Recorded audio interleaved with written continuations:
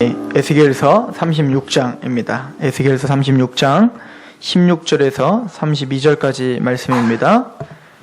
에스겔서 36장 16절에서 32절.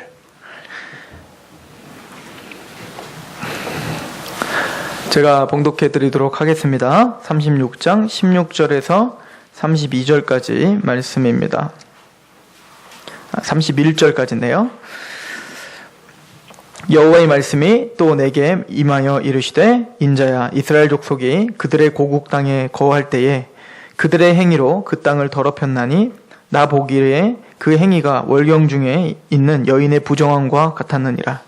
그들이 땅 위에 피를 쏟았으며 그 우상들로 말미암아 자신들을 더럽혔으므로 내가 분노를 그들 위에 쏟아 그들을 그 행위대로 심판하여 각국에 흩으며 여러 나라에 해쳤더니 그들이 이른바 그 여러 나라에서 내 거룩한 이름이 그들로 말미암아 더러워졌나니 곧 사람들이 그들을 가리켜 이르기를 이들은 여호와의 백성이라도 여호와의 땅에서 떠난 자라 하였음이라. 그러나 이스라엘 족속이 들어간 그 여러 나라에서 더럽힌 내 거룩한 이름을 내가 아꼈노라.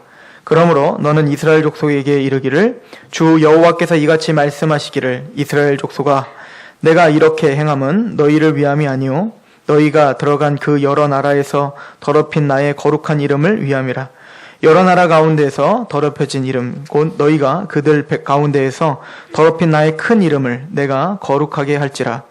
내가 그들의 눈앞에서 너희로 말미암아 나의 거룩함을 나타내리니 내가 여호와인 줄을 여러 나라 사람이 알리라. 주 여호와의 말씀이니라.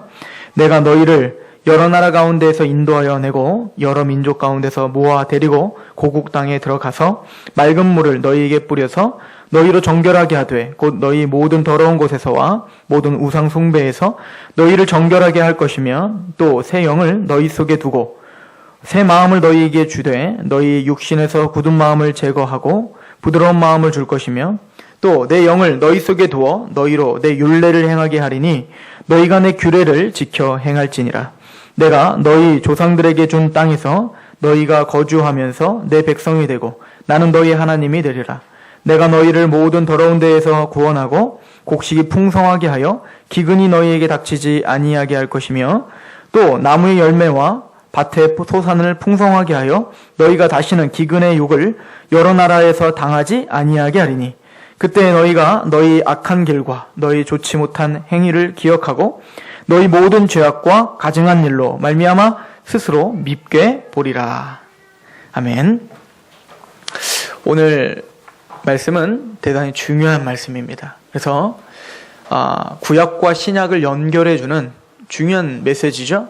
우리가 잘 알고 있는 대로 예수님께서 거듭남이라는 진리를 알려주실 때 니고데모와 이야기할 때 오늘 본문의 말씀을 생각하시면서 네가 거듭나야 되는데 물과 성령으로 거듭나야 된다라고 하는 요한복음의 3장의 말씀의 배경이 바로 오늘 에스겔에게 준 이 말씀이란 말입니다. 그래서 오늘 메시지는 대단히 중요하고 물론 모든 메시지가 중요하겠지만 오늘 말씀 가운데 집중하시어 하나님이 우리에게 어떻게 구원의 역사를 이루시는지 깨닫고 하나님 앞에 감사하는 그런 예배가 되시길 소망합니다.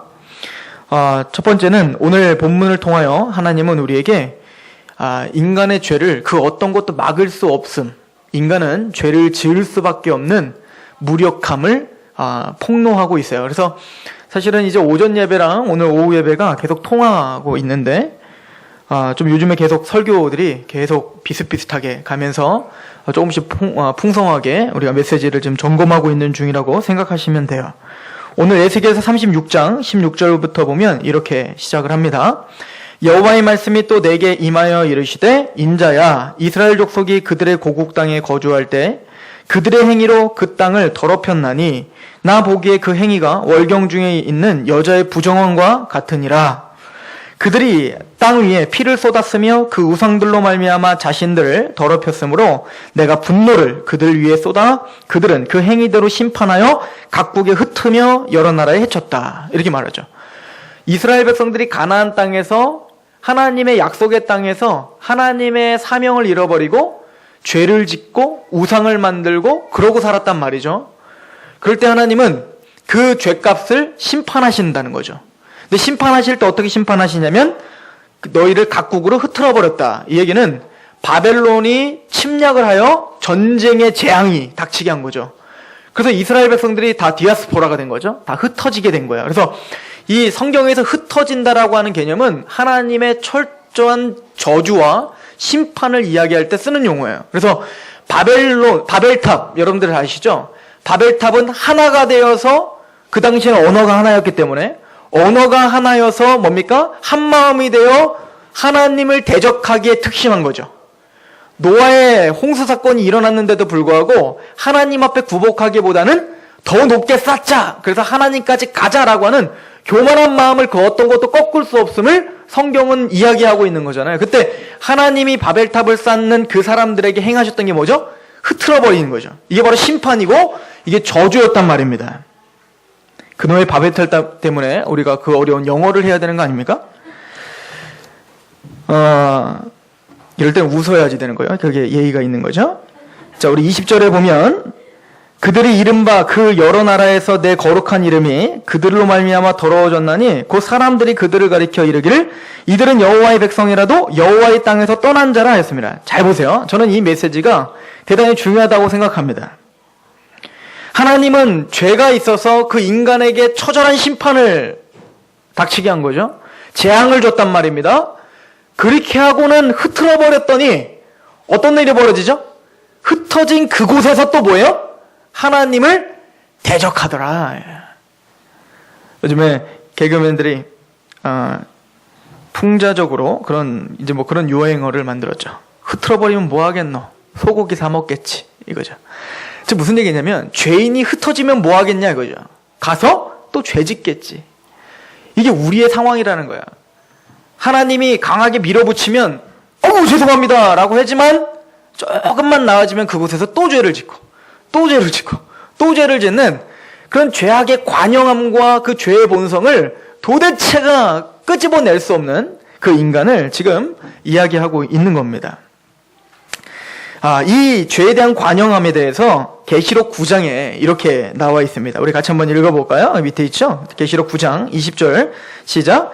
이 재앙에 죽지 않고 남은 사람들은 손으로 행한 일을 회개하지 아니하고 오히려 여러 귀신과 또는 보거나 듣거나 다니거나 하지 못하는 금, 은, 동과 목석의 우상에게 절하고 또 그 살인과 복술과 음행과 도둑질을 회개하지 아니하더라. 이거 얼마나 기가 막힌 일이냐. 계시록에 보면 하나님이 막 마지막 재앙을 막 쏟아부어요. 엄청난 재앙을 쏟아붓는 장면을 보여주거든요. 그런데 다 죽었어요. 내 옆에 가족도 죽고 사랑하는 사람도 죽고 다 죽었어요. 그러니까 얼마나 겁나겠어요. 그런 상황인데 남은 사람도 있어요. 그럼 남은 사람들이 어떻게 한다고요? 회개하고 하나님께 돌이키는 게 아니라 그 자리에서 뭐요? 숨이 꼴딱꼴딱 쉬고 있으니까 그 힘을 가지고 마지막 힘을 갖고 뭐 하고 있어요? 우상 숭배하고 하나님을 대적하더라. 그러니까 계시록에서 선포하는 내용이 뭡니까? 구제불능. 도대체가 어떻게 해서든 얘네 고쳐지지 않음. 이게 아까 오전 예배랑 이게 일맥상통하는 얘기예요. 노아의 방주로 말미암아 모든 사람들이 다 죽었죠. 노아의 방주는 살리는 거죠. 노아의 심판으로 다 죽었죠. 그리고 8사람만 남았으면 이제부터 그 후손들은 어떻게 해야 돼요? 철두철미하게 살아야 될 거 아닙니까? 그런데 어때요? 노아와 후대까지 갈 필요도 없어요. 노아와 그 아들들은 어때요? 나오자마자 죄 짓잖아요. 이게 인간이라는 거예요. 그게 인간이라는 거예요. 즉 죄를 이기지 못하는 인간의 무력함, 그리고 인간의 그 완고함, 그 죄를 인정하지 않고 하나님 앞에 회개하지 않는 하나님 보면 얼마나 답답할까요? 막 때려도 안 되죠. 얘네를 완전히 물에다 담궜다 빼도 안 되죠. 불에 던져도 안 되죠. 도대체가 이 찢기가 씻어지질 않는 이 인간의 이 더러움은 주님이 그래서 이렇게 표현한 거예요. 우리의 죄를 세제로도 못 닦는 거잖아요. 잿물로 다 씻을 수도 없으며, 그리고 그 표범이 그 얼룩무늬는 차라리 없어질지언정 니네 죄는 안 없어진다. 흑인이 그 검은색 피부를 어떻게 하얗게 할 수 있어요? 마이클 잭슨은 했긴 했지만, 즉 무슨 얘기입니까? 불가능하다예요. 불가능하다. 우리 죄의 이 죄성을 인간이 어떻게 해결할 수가 없다. 이거를 지금 철두철미하게 우리의 성경의 역사 속에서 보여주고 있는 거예요. 죄악으로 중요한 것은 죄악으로 우리가 심판을 받는 게 중요한 게 아니고, 우리 개인적으로는 내가 심판받고 영원한 지옥에 떨어지는 게 중요하겠지만, 하나님이 더 중요한 건 뭐냐면, 우리 죄 때문에 죄인이 심판받고 지옥 가는 건 원래 괜찮은 거예요. 억울하시겠지만 원래 괜찮은 거예요. 저나 여러분이나 지옥 가는 건 원래 괜찮은 거예요. 왜냐면 원래 지옥 가야 될 사람들이니까. 그런데 문제가 되는 게 뭐냐면, 이 우리가 하는 이 죄 때문에 내가 지옥 가는 건, 내가 잘못해서 내가 지옥 가는 건 괜찮은데, 원래 괜찮은 건 아닌 거지만 괜찮지만 하늘에서 진짜 괜찮지 않은 이유는 뭐냐면, 거룩하신 하나님의 이름이 더럽혀진다는 거예요. 이게 심각한 일이라는 얘기죠. 우리는 뭐 하나님의 이름 거룩하게 뭐 좀 더럽히면 어때요? 우리랑 지금 밥 먹는데 전혀 상관없는 것 같은데.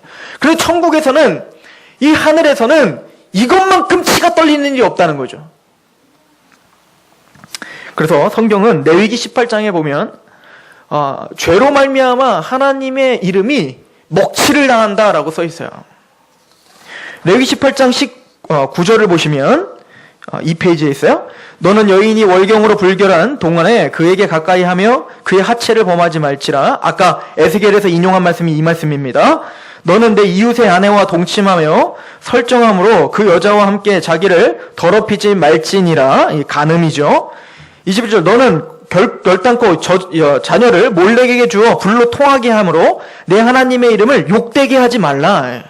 나는 여호와라. 즉 이 얘기는 뭐냐면, 그 당시에 가나안의 토속적인 그 숭배의 방식이 뭐냐면 자녀를 제물로 바치는 거예요. 얼마 전에도 뉴스에 보니까 그 젊은 소녀를, 어린 소녀를 제물로 바쳤던 미라가 발견됐더라고요. 제물로 바쳤던, 근데 그대로 그 어린 소녀가 미라로 돼서 발견돼서, 그게 뭐냐면 그 토속 종교의 하나였어요.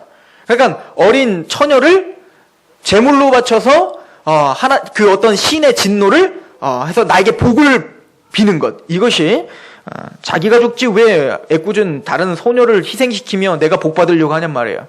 근데 이게 우리의 사상이에요. 나는 죽기 싫지만 나와 상관없는 누구를 죽여서 뭔가 하늘에게 뭔가 복을 받기를 원하는 거. 뭐죠? 이기적임이죠. 내가 잘 먹고 잘 살면 되지, 남의 아픔과 남의 고통은 내 상관이 아니에요. 내 소관이 아닌 거죠. 이것이 어찌 보면 상징적으로 나온 게 그 몰렉에게 어떤 소녀를 제물로 바쳐 내가 복 받으려고 하는 그 토속 민족. 근데 이것이 발달된 모습으로 오늘날 세속 문화를 지배하고 있는 거예요. 그런데 즉 그렇게 세속 문화의 그 세속 정신에 우리 기독교 정신이 하나님의 말씀을 희석하여 잡고 교회와 기독교인들이 거기에 타협하며 사는 것, 이것이 죄인데 하나님은 이걸 어떻게 여긴다고요? 가증한 일로 여긴다라고 이야기해요. 가증한 일. 그리고는 여호와의 이름을 욕되게 하고 여호와의 이름을 더럽히는 거예요. 그러니까 우리가 오늘 하루하루 살아가는 그 모든 삶이 여호와의 이름을 더럽히며 살아가고 있는 거죠. 이게 심각한 문제라는 거예요. 아니, 나는 그런 적 없는데요. 난 간음한 적도 없고요. 그래서 주님이 준비하셨죠. 여자를 보고 음욕을 품은 자마다 이미 간음하였느니라. 난 살인한 적 없는. 그래서 주님이 준비하셨죠. 형제를 보고 미워하는 자, 또 라가라 하는 자. 라가라 하는 말은 바보다. 이렇게 바보 굉장히 가벼운 농담 아닙니까? 그렇게 욕하는 사람들도 이미 하나님이 보시기엔 살인죄다. 여호와의 이름을 가증히 여기고 여호와의 이름을 욕되게 하는 자다. 그래서 거룩한 하나님의 이름이 땅에 떨어지게 만든 것. 그게 뭐예요? 오늘 우리가 수도 없이 짓고 있는 그 죄로 말미암아 하나님의 이름이 땅에 떨어지고 있다는 거예요. 게다가 기독교인이라는 타이틀을 갖고 있는 우리들은 더해요. 그죠? 안 믿는 사람들이야 뭐 원래 그렇다고 치고, 교회를 다닙니다라고 해놓고는 우리의 모든 행동 거지를 통하여 여호와의 이름을 더럽히며 살고 있잖아요, 우리가. 그죠?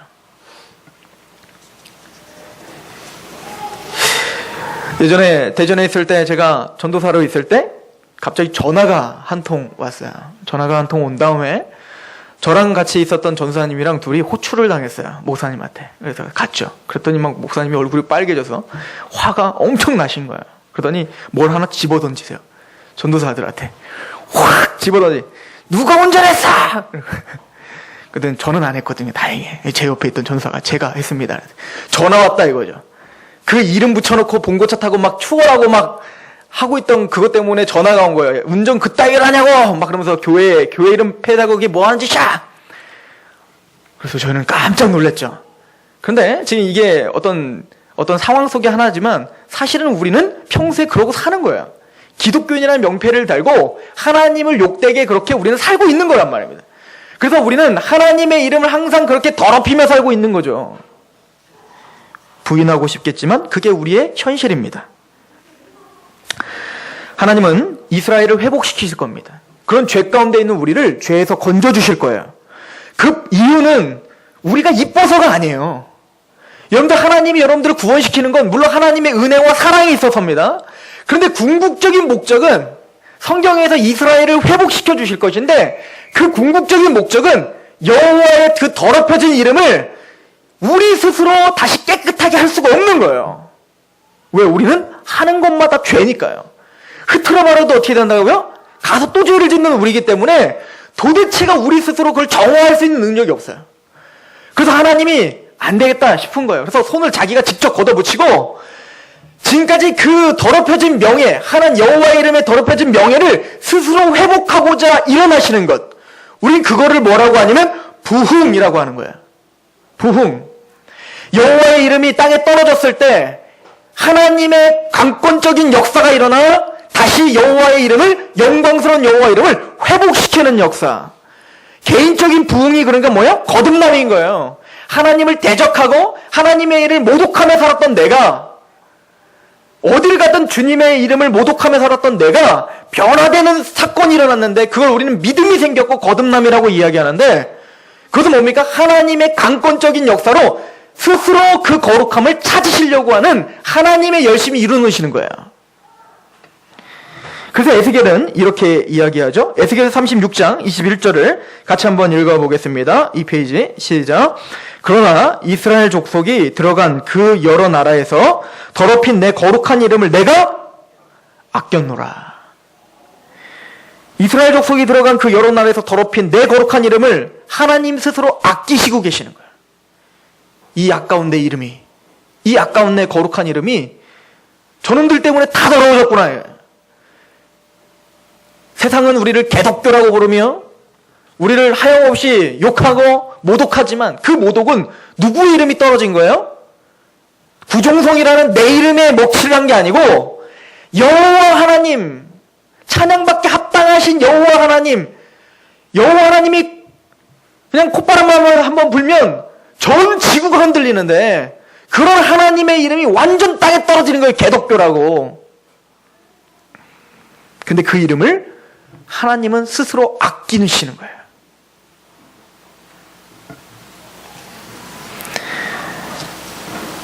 그래서 하나님은 그 이름을 거룩하게 하는 방법을, 그 이름을 더럽힌 너 이스라엘을 통해서 내가 다시 회복하겠다라는 거예요. 이스라엘, 니들 내 이름 더럽혔으니까 니들은 끝이야. 다 지옥불에 가. 그렇게 해놓고는 자 다시 어떻게 할까? 그러면서 내 이름은 거룩하다라고 선포하시는 게 아니고 그 이름을 더럽혔던 그 당사자, 죽기 합당한 그 당사자들을 하나님이 변화시켜서 그들을 통하여 어떻게 하시겠다? 다시 여호와의 이름을 다시 거룩하게 만드시겠다. 이것이 하나님의 방편이요, 이것이 구속이요. 하나님 사실 이렇게 하실 그 여유도 없으시고 사실은 바쁘신 그 양반이 왜 이렇게 하시겠습니까? 아니 그냥 다 집어치우고 다시 창조해버리면 되는데 굳이 리모델링 하시겠다는 거예요. 근데 이게 하나님의 방법이라는 거예요. 더러워진 우리를 하나님 깨끗하게 하셔서 이제는 너희가 가는 곳마다, 흩어지는 곳마다 죄를 범했지만 가는 곳마다 여호와의 이름을 영광스럽게 하며 착한 일을 통해서 여호와의 빛을 비추고, 그리고는 너희를 통해서 나의 이름이 다시 드높이는 그날, 그걸 위해서 내가 오늘도 일한다. 그래서 예수님이 그러는 거예요. 내 아버지도 일하니 나도 일한다고. 하나님은 지금도 쉬지 않고 일하시는 거예요. 왜요? 아직 여호와의 이름이 더럽혀졌으니까. 누구로 말미암아? 나로 말미암아. 그래서 뭐까지 하면서 여호와의 이름을 거룩하게 하십니까? 자기 아들을 희생하며 그 피로 어떻게 해요? 우리를 깨끗하게 하시고 우리를 통하여 뭡니까? 이젠 다시 명예를 회복하게 하시기 위하여 우리를 거듭나게 하시는 거예요. 이게 거듭남의 목적입니다. 이러면 우리가 살아가고 있는 목적이 확실해져요.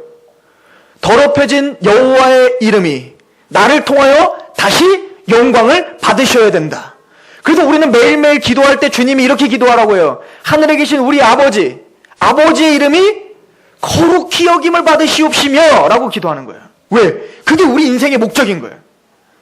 여러분들이 직장에 있는 목적이 그거예요. 여러분들이 가정에서 자녀를 키우는 목적이 그거예요. 여러분들이 공부하는 목적이 그거예요.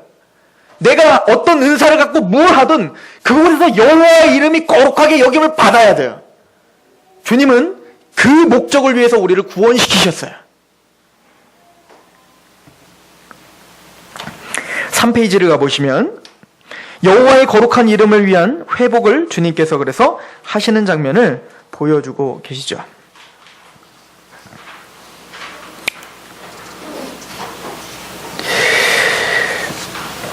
우리 로마서 11장 22절을 한번 거기 읽어볼게요. B의 1번에 B번. 우리 같이 한번 읽어볼까요? 로마서 11장 22절 시작. 그러므로 하나님의 인자하심과 준엄하심을 보라. 넘어지는 자들에게는 준엄하심이 있으니 너희가 만일 하나님의 인자하심에 머물러 있으면 그 인자가 너희에게 있으리라. 그렇지 않으면 너희도 찍힌 바 되리라. 우리를 거룩하게 하는 방편이 있는데 그 거룩하게 하는 방편은 아까 오전 예배 때도 들었지만 뭐라고요? 은혜인 거야. 은혜. 우리는 여전히 죄 가운데 있어서 하나님의 뜻을 여전히 우리는 이루어 드릴 수 없어요. 그래서 아까도 말했지만 공평하게 합시다. 공의롭게 합시다. 하나님 불공평합니다. 왜 쟤는 구원받고 나는 구원 못 받습니까? 그럼 택함 받은 사람 구원받고 택함 받지 못한 사람은 구원 못 받는 겁니까? 불공평하지 않습니까? 그럼 하나님 공평하게 합시다. 그럼 어떻게 해야 돼요? 다 죽어야 된다고요. 그러니까 어미로운 하나님을 믿고 어미로운 하나님 앞에 내가 믿음도 지키고 내가 안 그러면 난 지옥에 떨어지겠지? 나는 이대로 내가 뭔가 율법을 지키지 않으면 난 지옥에 떨어지겠지? 그건 다 어미로운 하나님을 믿고 있는 건데 그 상황에 있으면 너희는 다 뭐요? 찍힌 바 되리라. 그러므로 우리는 뭐에 달려갈 수밖에 없어요? 긍휼, 자비, 은혜의 하나님을 붙잡을 수밖에 없는 거예요. 그 얘기를 로마서 11장 22절은 하는 겁니다. 그 인자가 너에게 있으리라 라고 말씀하시죠. 너희에게 하나님은 준엄하심과 인자하심이 있다. 사실이에요. 그런데 보라, 넘어지는 자들에게는 뭐가 있어요? 준엄하심이 있다. 준엄하신 하나님을 믿고 있는 사람은 넘어질 수밖에 없어요. 지옥에 갈 수밖에 없습니다. 너희가 만일 하나님의 인자하심에 머물러 있다면, 즉 그 긍휼을 깨닫고 은혜를 깨닫고 그 은혜 가운데 내가 살았구나라고 하는 것을 믿고 있는 자라면 하나님의 인자가 넘치리라. 이것이 은혜요? 이것이 복음이에요. 자, 다시 말씀드리지만 그럼 하나님이 이렇게 은혜를 베푸시는 최종적인 목적이 뭐라고요? 그리 은혜를 통하여 누가 찬양받기에 합당하니까? 더럽혀진 여호와의 이름이 다시 회복되기 위함이에요. 이게 목적지예요. 단순히 나 구원받았으니까 나 천국 가, 은혜네 나 천국 갔다가 목적지가 아니에요. 그것은 이제부터 내가 사명이 있구나를 깨닫는 거예요. 나는 이제 더럽혀진 여호와의 이름을 위하여 다윗과 같이 군대로 내가 여호와의 군대로 싸워 승리하리라에 대한 이제는 뭐가 시작이 된 거예요.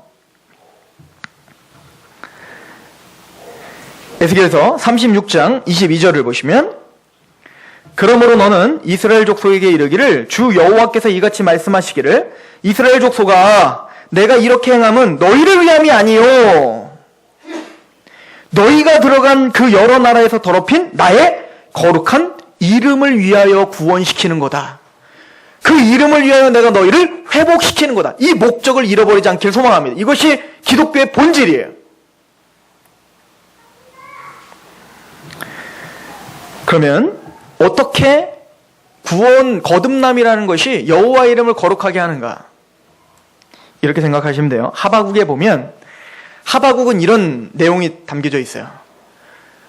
바벨론한테 맨날 치임받죠, 이스라엘이. 그래서 막 포로로 끌려가죠. 그전에는 북이스라엘이 아수르에 의해서 패망당하죠. 또 자기네 역사를 가만히 돌아봤더니 애굽이 또 자기를 종살이로 부려먹었죠. 맨날 치는 거 우리나라처럼 중국에 치이고 일본에 치이고 러시아에 치이고 미국 강대국에 치이고 맨날 그러고 사는 거예요. 그러니까 참 불쌍한 거예요. 그 이스라엘이 스스로 생각하기에 아니 우리는 하나님의 택함받은 의인된 나라인데 거룩한 나라인데 아니 저 더러운 그 이방 민족들한테 우리가 짓밟히를 당하는 게 맞습니까? 하나님 이게 맞는 겁니까 주님? 그리고 화가 난 거예요, 사실은 하박국이. 그래서 하박국 1장에 보면 하나님께 막 따지는 장면이 나온단 말입니다. 그때 하나님이 대답을 해요. 네가 의롭다고? 이스라엘이 의롭다고? 웃기고 있네. 그 얘기를 하고 계시는 거예요. 이스라엘이 얼마나 패역한지 보여줄까? 니들이 그래 패역하다고 하는 바벨론, 아수르, 걔네들 못지않아 니네. 아니 걔네보다 더 더러워 니네는. 그러면서 정신 차려. 니들이 깨끗해서 내가 너희를 부른 거 아니야. 이 얘기를 하박국에서 하나님이 대답하시는 거라고요. 그건 말하기를 단지 의인은 믿음으로 말미암아 사는 거지 너희들이 깨끗해서가 아니야. 이 얘기를 한다고요. 그리고는 다시 하나님이 방향을 확 전환해서 그런데 그 죄인된 바벨론을 내가 어떻게 처리하는지 볼래? 그리고는 하박국에게 그 메시지를 보여주는 거예요. 그들을 어떻게 짓밟을지. 너희 이스라엘을 힘들게 한 그 여러 이방민족들, 더럽다고 말한 이방민족들을 내가 얼핏 철두철미하게 어떻게 짓밟을지에 대해서 보여주는 거죠. 그 하박국은 그걸 보니까 너무 겁나는 거예요. 근데 하나님의 하박국이 알려주신 게 뭐냐면 그 짓밟힘은 사실은 니들도 그거예요. 너희도 똑같아. 이거를 하박국 전체가 말하고 있는 거예요. 그래서 하박국이 이 모습을 알고 그런데 하나님이 마지막 뭐라고? 회복에 대한 약속을 주시거든요. 그래서 하박국 그때야 깨닫는 거예요. 우와, 몰랐습니다. 난 내가 깨끗한 줄 알았죠. 근데 나도 저렇게 철두철미한 두려움 가운데 심판에 있어야 될 사람이군요. 이걸 깨닫고 하박국이 또 고백하는 게 뭐냐면 하박국 3장 2절이에요. 같이 한번 읽어볼까요? 시작. 여호와여, 내가 주께 대한 소문을 듣고 놀랐나이다. 여호와여, 주는 주의 일을 수년 내에 부응하게 하옵소서. 이 수년 내에 나타내옵소서. 진노 중에라도 긍휼을 잊지 마옵소서. 아, 우리도 바벨론과 똑같은 죄인이라 다 짓밟힘을 당해야 되는데 하나님이 부흥을 주겠구나. 근데 그 부흥이란 우리를 정결케 하는 거예요. 어떻게 정결케 하시냐면 하박국이 깨달은 것처럼 우리가 어떤 죄인인지를 깨달아 하나님의 긍휼을 붙잡을 수 없는 상태로 우리를 만들어버리겠다는 거예요. 하박국이 그 모델이죠. 그래서 하박국이 뭐라고 고백하는지 보십시오. 하박국 3장 16절부터 같이 한번 읽어봅니다. 4페이지예요. 시작. 내가 들었으므로 내 창자가 흔들렸고 그 목소리로 말미암아 내 입술이 떨렸도다.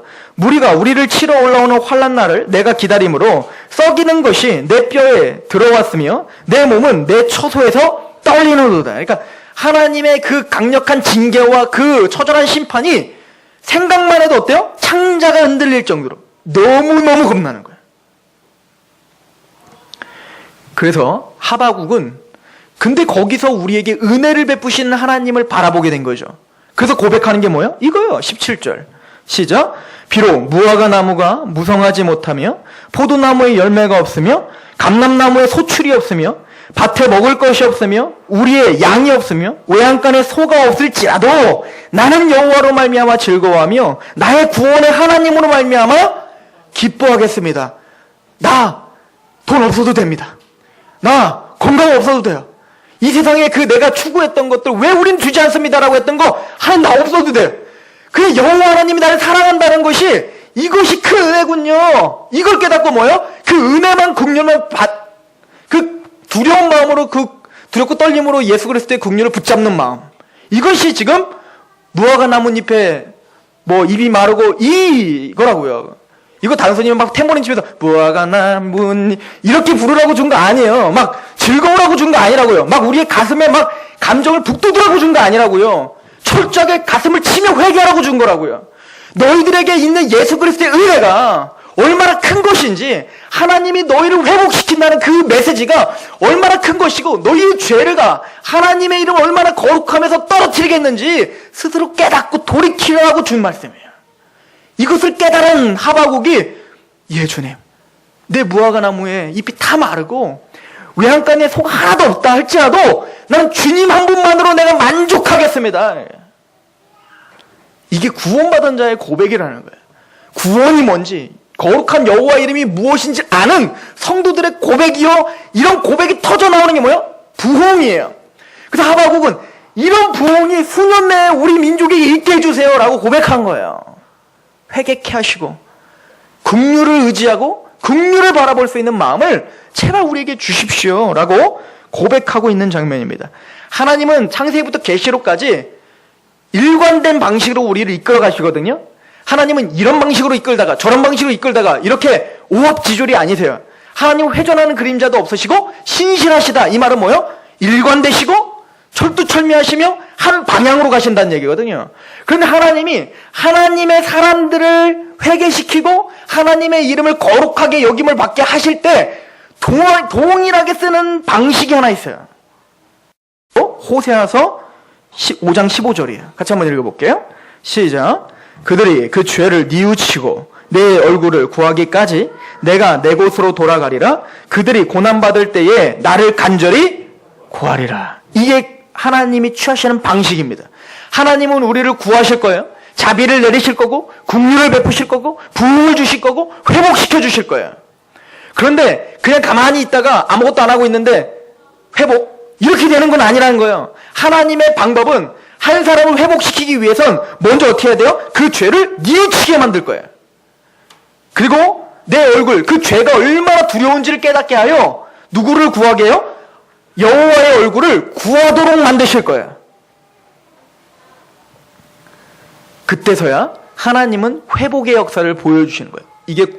이게 공통적인 방편이에요. 자, 생각해 보십시오. 이스라엘 백성들이 가나안을 가요. 가나안을 가는데 하나님은 굳이 40년 동안 어디를 경험하게 해요? 광야라고 하는 곳을 경험하게 해요. 하나님 왜 그러셨을까요? 이스라엘 백성들은 율법을 하나님이 주시고 그 율법대로 행하지 못할 것도 알았어요. 그리고 하나님은 그 이스라엘 백성들이 나 고기 달라 부추 달라 그렇게 원망하며 조금만 일 있어도 하나님께 원망할 사람 목이 곧은 백성인 걸 하나님은 이미 아셨어요. 그런데 굳이 광야를 데려가시는 이유가 뭡니까? 그 목적이 뭡니까? 그 밑에서 했어요. 신명기 8장 2절부터 같이 읽어보도록 하겠습니다. 시작. 내 하나님 여호와께서 이 40년 동안에 내게 광야길을 걷게 하신 것을 기억하라. 이는 너를 낮추시며 너를 시험하사 내 마음이 어떠한지 그 명령을 지키는지 아니 지키는지 알려 하심이라. 너를 낮추시며 너를 줄이게 하시며 또 너로 알지 못하며 내 조상들도 알지 못하던 만나를 내게 먹이신 것은 사람이 떡으로만 사는 것이 아니요 여호와 입에서 나오는 모든 말씀으로 사는 줄을 내가 알게 하려 하심이라. 광야를 통과해서 가나안 땅을 가게 하시는 이유는 뭐라고요? 심령을 가난하게 만들기 위함이에요. 낮아지게. 여호와의 긍휼, 입에서 나오는 하나님의 말씀이 아니면 우린 다 죽는구나를 그 삶 속에서 깨달아 알아 그 말씀만을 붙잡을 수 있게 하나님 만드시기 위해서 광야를 허락하신단 말입니다. 또 하나 예를 들어볼까요? 요셉이 형들이 요셉을 팔았어요. 형들이 어떻게 보면 요셉을 죽인 거잖아요. 죽였을 때 요셉은 마음에 형들을 용서했어요. 용서했다고요. 그리고 나중에 이 형들이 가나안이 가뭄이 들어 애굽으로 이제 왔잖아요. 그래서 요셉을 나중에 만난단 말입니다. 근데 요셉은 이미 마음에 용서를 해놨지만 형들이 오자마자 형, 나 요셉이야. 용서 다 했거든. 이렇게 먼저 접근하는 게 아니에요. 요셉은 자기를 감춰요. 그리고 어떻게 합니까? 시험을 한단 말입니다. 어떤 시험을 하죠? 베냐민은 요셉에게 피부치가 딱 하나요. 친형제. 나머지는 다 엄마가 다르지만 베냐민만 잡히고 난 다음에 베냐민이 딱 생긴 거 아니에요? 베냐민 놓고 너희들은 야곱에게로 가. 아버지 데려와. 자, 보세요. 지금 어떻게 합니까? 그것도 누가 지금 계략을 짠 거예요? 요셉이 계략을 짰다고요. 요셉이 그들을 누명을 씌웠다고요. 그리고는 어떤 위기에 봉착하게 만들어버려요. 그때 그 형들이 뭐라고 이야기하냐면 요셉 앞에서 아마 그 자기들의 언어로 얘기했겠죠. 왜냐면 요셉은 애굽 사람이기 때문에 자기 말을 못 알아듣는다고 생각한 거야. 그래서 여러분 이렇게 얘기를 했어요. 뭔 얘기냐면 우리가 예전에 우리 요셉 막내 동생을 우리가 그렇게 죽였는데 우리가 이렇게 버렸는데 베냐민까지도 잃어버리게 생겼구나. 우리가 그 죄를 어찌하면 좋단 말이냐라고 요셉을 버렸던 그 죄를 뉘우치게 된단 말입니다. 야곱에게 갈 용기가 안 나는 거예요. 야곱이 사랑했던 요셉을 버렸는데 이제 베냐민까지 버리게 됐잖아요. 지금 그때 베냐민을 보내는 거야. 너는 가서 아버지를 데려와 라고 했단 말입니다. 요셉이 그 얘기를 듣고 형들이 뉘우치고 있구나를 보고 요셉이 눈물을 머금고 그거 보세요. 얼마나 드라마틱하게 써있나. 갑자기 막 뛰어들어가요. 자기 안 보이는 거예요. 거기서 막 펑펑 우는 장면이 나오거든요. 그리고는 다시 아니 척하고 딱 서서 그러는 거죠. 그때도 말하지 않아요. 형, 아버지 데려와. 이렇게 해줘. 그러니까 야곱도 어때요? 야곱에게 요셉을 나중에 만나는 건 이것만큼 기쁜 게 어디 있겠습니까? 몇십 년 동안 잃어버렸던 아들, 가장 사랑하여, 가장 차별되어 채색 옷을 입혔던 아들, 그 아들을 살아있는 것만으로도 기쁠 텐데, 그 아들을 만나는 장면을 하기 전에 하나님은 어떤 장면을 보여줘요? 야곱에게 더 큰 시련을 주는 거예요. 뭐야? 베냐민도 없어졌다더라 하자는 거죠. 완전히 무너진 거예요. 나는 세상 끝났다. 나는 소망 없다. 까지 간 거죠. 그런 상태가 됐을 때 요셉이 짠하고 형 나야. 이렇게 되는 겁니다. 이해가십니까? 이것이 하나님이 우리에게 쓰시는 방편이라는 거예요. 구원받은 하나님의 백성들은 어찌 보면 이런 방편들이 우리의 삶 속에서도 일어나요. 잘 되고 잘 먹고 잘 살았으면 좋겠는데 하나님은 뭡니까? 이스라엘 백성들을 홍해를 건너는 기적을 체험하기 전에 먼저 뭐를 경험하게 합니까? 애국 군대가 발끝까지 쫓아오는 내가 어떻게 할 수 없는 그 지경까지 와서 그때서야 하나님은 뭡니까? 홍해를 건너게 하시는 거란 말이에요.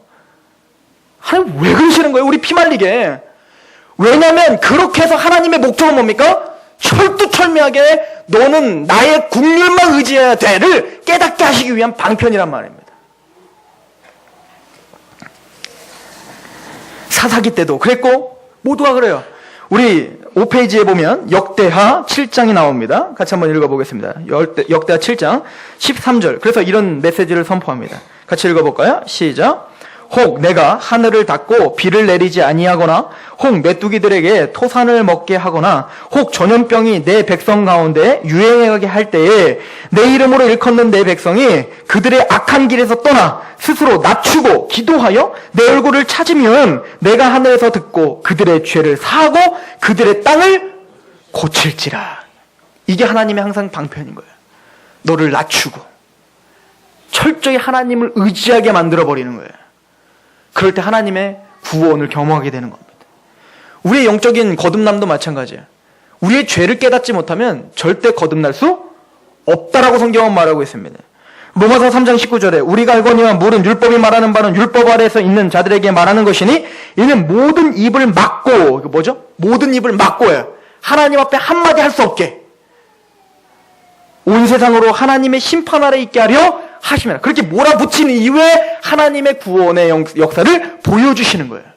왜요? 하나님의 국률을 붙잡게 하나님 만드시는 은혜인 거죠. 그렇게 죄를 깨닫게 하신 이후에 하나님이 구체적으로 하나님이 우리에게 역사하시는 방편이 바로 거듭남입니다. 그 장면을 에스겔 36장 27절부터 보시면 이렇게 말해요.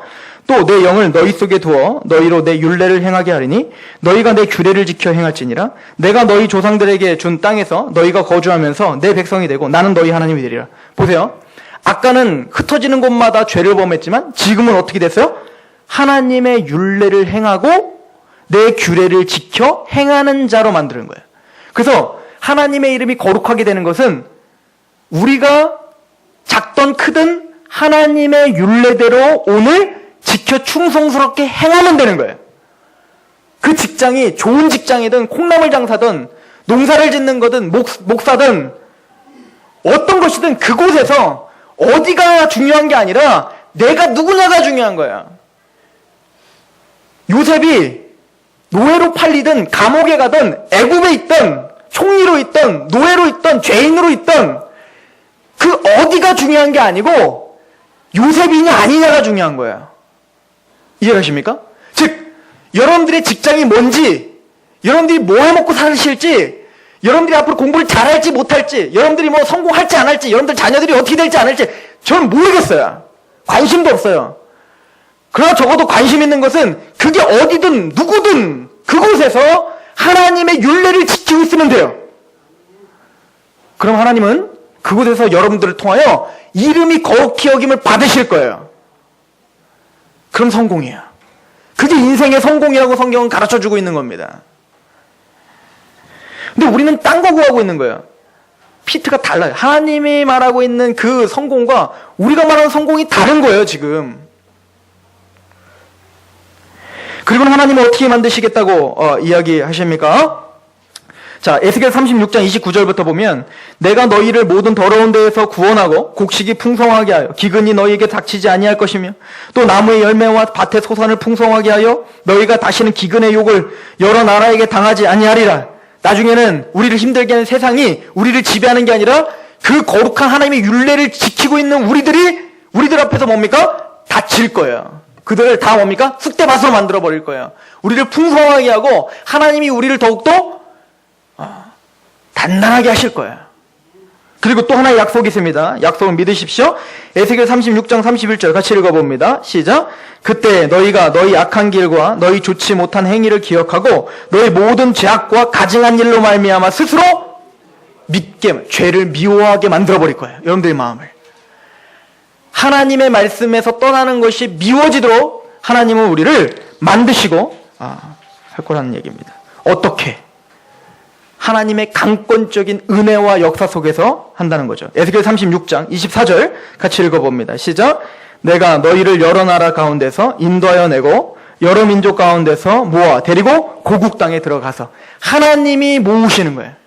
하나님이 여러분들을 통하여 거룩하게 이름을 영화롭게 하시기 위하여 하나님이 강권적으로 여러분들을 불러 모으시겠다는 거예요. 그래서 여러분들은 하나님의 강권적인 역사 속에서 지금 복음을 듣고 기경되고 있는 중인 거예요. 예수님은 그래서 이렇게 얘기합니다. 요한복음 10장에 문지기는 그들을 위하여 문을 열고 양은 그의 음성을 듣나니 그가 자기의 양의 이름을 각각 불러 인도하여 내느니라. 하나님이 이름을 단체로 부르는 게 아니라 상록교회 나와 이렇게 부르는 거 아니에요. 서희석 나와, 구종석 나와 이렇게 부른다는 거예요. 그 이름을 각각 주님께서 부르시고 자기 양을 찾으시겠다는 거예요. 그래서 여러분들은 지금 복음을 듣고 계시는 거예요. 4절. 자기 양을 다 내놓은 후에 앞서가면 양들이 그의 음성을 아는 고로 따라오되 타인의 음성은 알지 못하는 고로 타인을 따르지 아니하고 도리어 도망하느니라. 14절. 나는 선한 목자라. 나는 내 양을 알고 양도 나를 아는 것이 아버지께서 나를 아시고 내가 아버지를 아는 것 같으니 나는 양을 위하여 목숨을 버리라. 그리고는 우리를 부르시곤 우리를 위해서 어떻게 해요? 자기의 목숨을 버리시는 거예요. 십자가를 알게 하시고 십자가를 만나게 하시는 거죠. 그런데 이 모든 역사는 누가 하시는 겁니까? 요한복음 6장 44절 같이 읽어봅니다. 시작. 나를 보내신 아버지께서 이끌지 아니하시면 아무도 내게 올 수 없으니 오는 그를 내가 마지막 날에 다시 살리라. 하나님의 강권적인 팔로 여러분들을 붙잡아 데려오신 거예요. 그렇게 하신 이후에 하나님은 물로 정결케 하시고 여러분들의 마음을 부드럽게 하시며 거기에 성령의 한량없는 은혜를 부어 주셔서 마침내는 여러분들이 그 성령님으로 말미암아 내가 예수 그리스도의 은혜를 깨닫고 그리고 그 은혜 앞에 율례를 행하지 않으면 안 되끔 하나님은 여러분들을 이끌어 가시겠다는 약속을 하고 계시는 것입니다. 이 거듭남에 대한 이야기는 우리가 다음 주 그리고 수요 예배 이 모든 예배들을 통해서 계속 이어져서 나올 거예요. 그러니까 빠지면 안 됩니다.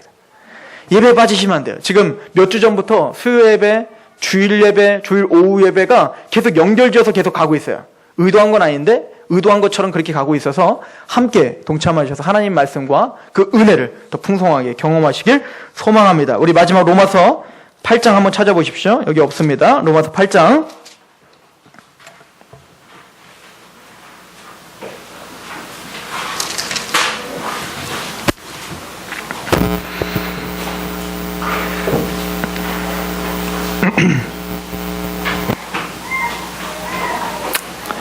8장 4절 육신을 따르지 않고 3절 율법이 육신으로 말미암아 연약하여 할 수 없는 그것을 하나님은 하시나니 우린 죄로 말미암아 그 죄를 이길 수 있는 능력이 없다 이 얘기를 하는 거죠. 하나님은 하시나니 곧 죄로 말미암아 자기 아들을 죄 있는 육신의 모양으로 보내어 육신의 죄를 정하사 우리의 죄를 정하시고 십자가의 대속을 경험하게 하셔서 이루시는 거예요. 그래서 우리 안에 누가 오십니까? 성령님이 오시죠. 4절 육신을 따르지 않고 그 영을 따라 행하는 우리에게 율법의 요구가 이루어지게 하려 하심이라. 아까 에스겔서에 물로 씻어 이건 피로 우리의 죄가 씻어짐을 말해요. 십자가입니다. 거기에 우리의 마음이 묻어졌어요. 어떻게 했죠? 부드러워지죠. 예 하나님 내가 그 말씀을 믿습니다. 그런데 누가 임하십니까? 성령 나의 영이 임한다 라고 말했죠. 그 성령님이 임하여서 어떻게 하시겠다는 거예요? 이제는 육신을 따르지 않고 그 영을 따라 행하는 사람으로 율법의 요구가 이루어지게 하리라. 그래서 그 자리, 율법의 요구가 이루어지는 그 자리에서 누구의 이름이 거룩하게 됩니까? 여호와의 이름이 거룩해지더라. 여러분들 일주일 동안 여호와의 이름이 거룩하게 되는 그런 놀라운 역사로 승리하시는 한 주간 되시길 소망합니다. 기도하겠습니다. 하나님 우리가 예수 그리스도의 피와 그 성령님의 한량없는 은혜로 그 복음을 깨달아 이렇게 구원함을 얻은 자가 되었습니다. 이제는 육신을 따르지 않고 하나님의 영, 성령, 거룩하신 영을 따라 율법의 요구를 이루어드며 착한 행실을 통하여 거룩하신 하나님의 영광을 다시 한번 회복시키는 사명자요, 그런 왕같은 제사장으로 불러주셨습니다. 주여, 우리가 먹든지 마시든지 무엇을 하든지 하나님의 영광을 위하여 살 수 있도록 우리를 보호하시고 악에게 시험당하지 않도록 우리를 건져주시고 붙잡아 주옵소서. 하늘에 계신 우리 아버지께서 하늘의 그 거룩하신 이름이 땅에 떨어지지 않도록 우리의 삶을 통하여 영화롭게 될 수 있도록 우리를 붙잡아 주옵소서. 예수 그리스도의 이름으로 감사하며 기도하옵나이다. 아멘. 찬양합니다.